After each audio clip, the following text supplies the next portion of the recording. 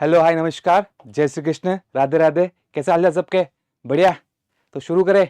आज हम लेके आए एक नया टॉपिक, स्वामी विवेकानंद जी के बारे में। सब जानते हैं इनको, पूरा देश जानता है, पूरा विश्व जानता है इनको। स्वामी विवेकानंद जी एक व्यक्तित्व का हम टॉपिक स्टार्ट कर रहे हैं डेली वाइज। जैसे जैसे हमें मौका मिलेगा हम व्यक्तित्व के बारे में बताते रहेंगे। तो ये व्यक्तित्व का टॉपिक लाने के पीछे मेरे सिंपल दो कारण हैं। सबसे पहला, हम इनकी स्ट्रगल, इनके जो अचीवमेंट्स है, इनके स्ट्रगल्स है, इनके बारे में कुछ सीखेंगे और उससे अपना व्यक्तित्व का विकास करेंगे ताकि हम किसी भी टॉपिक के बारे में अपना खुद का ओपिनियन बना पाए। सबसे पहला रीजन ये। दूसरा रीजन है क्योंकि ये अपने सिलेबस में है। तो आज हम शुरू कर रहे हैं स्वामी विवेकानंद जी के बारे में। बहुत ही बड़ी हस्ती थी, उनके बारे में कहना मेरे लिए उचित नहीं होगा क्योंकि इनके बारे में जितना कहे उतना कम है, जितनी देर कहे उतना ही कम है, क्योंकि इनके बारे में कहना समझना पूरा जीवन लग जाता है। मैं आधे एक घंटे में या 2 घंटे में जितना भी समय मिलेगा उसमें इनके मुख्य मुख्य बिंदु आपके सामने रखूंगा। ठीक है, शुरू करें अपन। ये स्वामी विवेकानंद जी, इनको मैं प्रणाम करता हूं। स्वामी विवेकानंद जी के बारे में अपन पढ़ रहे हैं। तो स्वामी विवेकानंद जी का जन्म 12 जनवरी 1863 को हुआ था। कोलकाता में इनका जन्म हुआ था। इनके जन्मदिन के अवसर पर 1984 में भारत सरकार के द्वारा राष्ट्रीय युवा दिवस बनाने का फैसला लिया गया। राष्ट्रीय युवा दिवस क्या होता है? इसमें राष्ट्रीय युवा दिवस में बच्चे 18 साल से 25 साल की आयु वर्ग के स्टूडेंट वहां अपने विचार व्यक्त करते हैं। राष्ट्रीय शिक्षा दिवस, राष्ट्रीय युवा दिवस के रूप में। तो स्वामी विवेकानंद जी का इंट्रोडक्शन, परिचय, वैसे मैं लायक नहीं हूं उनके बारे में कुछ कहने का, लेकिन मैंने आपके एग्जाम के दृष्टिकोण से कुछ बातें निकाली है जो इनसे संबंधित है। इनके सामान्य परिचय के बारे में, इनके माता का नाम भुवनेश्वरी देवी था। इनके पिता का नाम विश्वनाथ दत्त था, जो कोलकाता हाईकोर्ट में बैरिस्टर या लॉयर थे वहां पर। और इनके गुरु का नाम रामकृष्ण परमहंस था। इन्होंने 1897 में रामकृष्ण मिशन, 1 मई 1897 में रामकृष्ण मिशन की स्थापना की।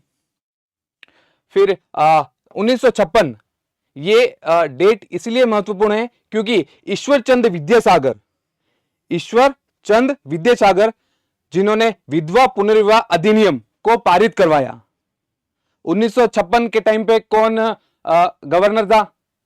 कमेंट सेक्शन में मुझे बताइए कि जब 1956 में ईश्वरचंद विद्यासागर के प्रयासों के द्वारा विधवा पुनर्विवाह अधिनियम लागू करवाया गया, उस समय गवर्नर था लॉर्ड डलहौजी। ये उनके गुरु रामकृष्ण परमहंस, ये हमारे आदरणीय स्वामी विवेकानंद जी। ये इनके पिता विश्वनाथ दत्त, जो कि कलकत्ता हाईकोर्ट में बैरिस्टर या लॉयर थे। आगे देखते हैं, ये विद्यासागर मेट्रोपॉलिटन कॉलेज है जहां पर स्वामी विवेकानंद जी ने अपनी शिक्षा प्राप्त की थी। वापस अपने टॉपिक पे आते हैं। तो स्वामी विवेकानंद जी बहुत ही धर्मों के बारे में जानने के इच्छुक थे। उन्होंने गीता, बाइबल, सारे धर्मों के ग्रंथ पढ़े और उनसे जो निचोड़ निकल सका उन्होंने स्वीकार किया। उसी में इंटरेस्ट दिखाते हुए इन्होंने 24 साल की उम्र में गृह त्याग कर दिया और सन्यासी बन गए। और इन्होंने ठान लिया कि मैं सनातन धर्म और सभी धर्मों के बारे में पढ़ूंगा और उनका प्रचार प्रसार करूंगा पूरी दुनिया में। तो पूरी दुनिया के उपलक्ष्य में वो जब धर्म का प्रचार करने के लिए निकले तो वो जापान गए, वहां से चाइना गए, वहां से कनाडा होते हुए यूएसए में आए।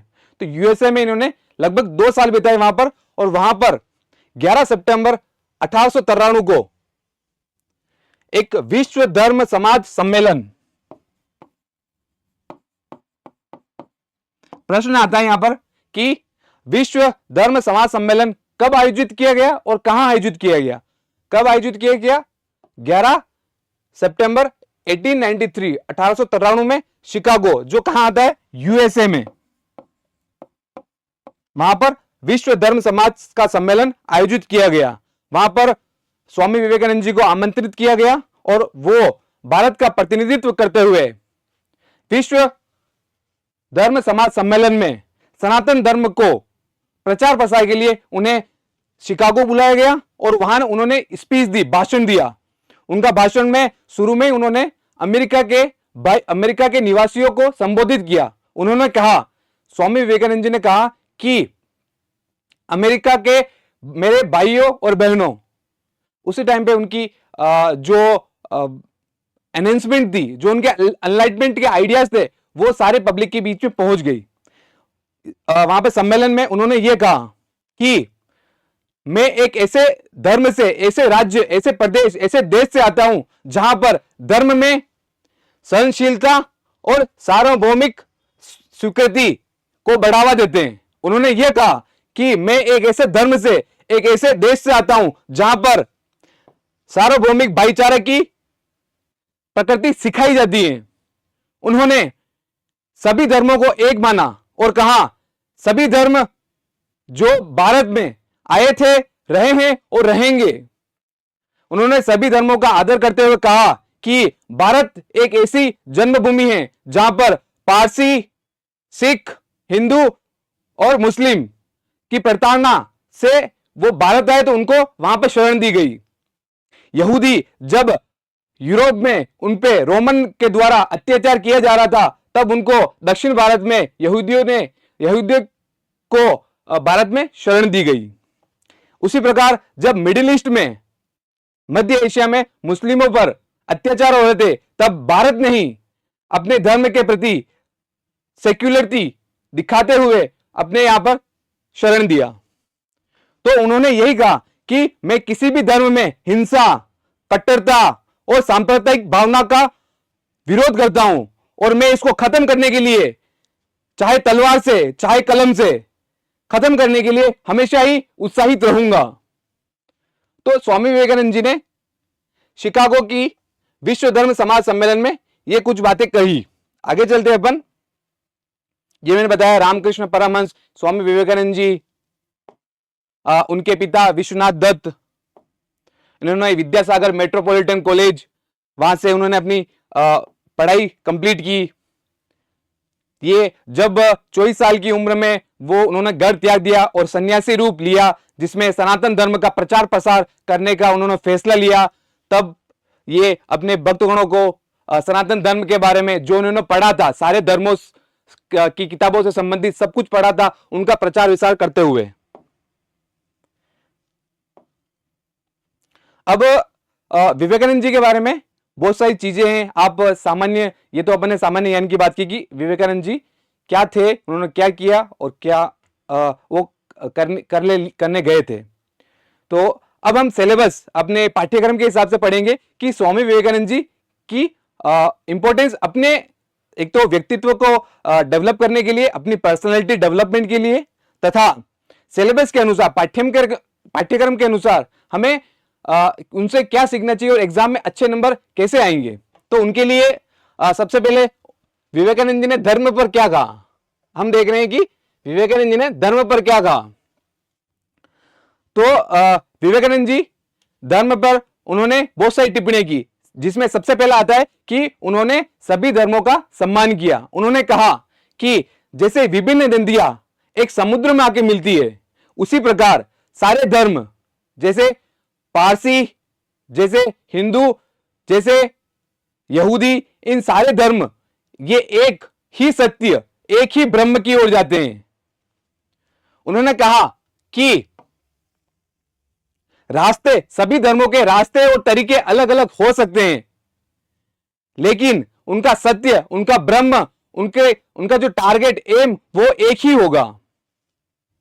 उन्होंने और आगे धर्म को इलोबरेट करते हुए कहा कि उन्होंने एक सिद्धांत दिया जो है नव वेदांत फिलोसॉफी। नव वेदांत फिलोसॉफी शंकराचार्य ने दिया था। अद्वैत वेदांत, उनका जो फिलोसॉफी थी वो शंकराचार्य ने दी थी। उन्हीं को आगे बढ़ाते हुए उन्होंने नव वेदांत की फिलोसफी दी और कहा कि शरीर और आत्मा दोनों का गहरा संबंध है, क्योंकि आत्मा शरीर का पार्ट है और वही आत्मा किसी एक सुपर सोल, किसी एक ब्रह्म, किसी एक एनर्जी का पार्ट है। तो इन्होंने यही कहा, इन्होंने कहा कि रास्ते और तरीके सभी धर्म के सत्य तक पहुंचने के अलग अलग हो सकते हैं, लेकिन उनका लक्ष्य एक ही होगा, वो है ब्रह्म। अहम ब्रह्मास्मि आप सुनते होंगे, बहुत सारी मूवीज आती है, उनमें लिखा था अहम ब्रह्मास्मि, यानी मैं ही भगवान हूं। ऐसा नहीं है। अहम ब्रह्मास्मि का अर्थ स्वामी विवेकानंद जी के द्वारा यह दिया था कि एक ही भगवान है, एक ही सत्य है, आपके लिए और मेरे लिए, बाहर वाले के लिए और अंदर वाले के लिए, सबके लिए एक ही भगवान, एक ही सत्य है। उन्होंने नव वेदांत फिलोसॉफी में ये बातें कही थी।